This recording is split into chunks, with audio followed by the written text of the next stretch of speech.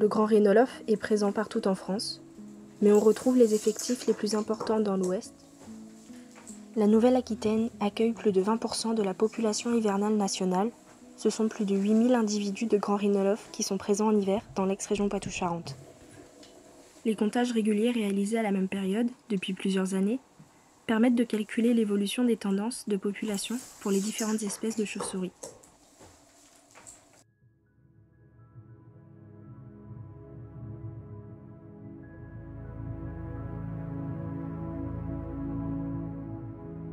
Donc on est là aujourd'hui pour les comptages hivernaux des chauves-souris, notamment des grands rhinolophes. On vient vérifier s'il y a des grands rhinolophes qui sont pucés à l'intérieur des cavités.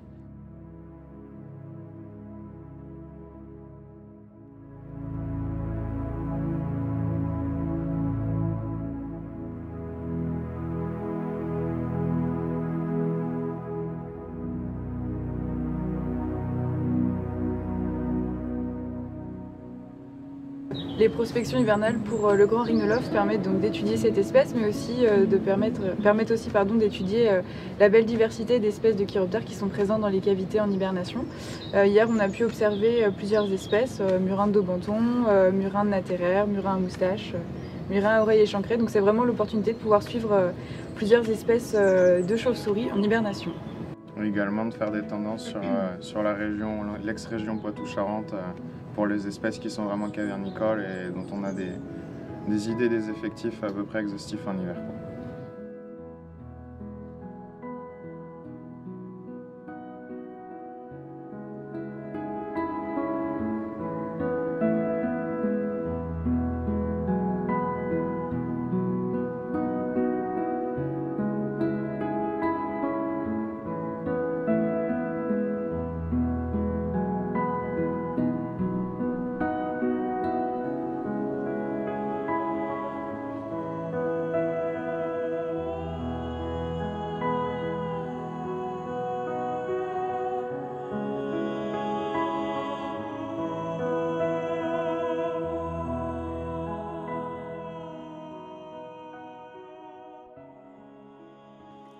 Les effectifs sont stables, mais le grand rhinolophe, à l'image des chauves-souris en général, est en sursis.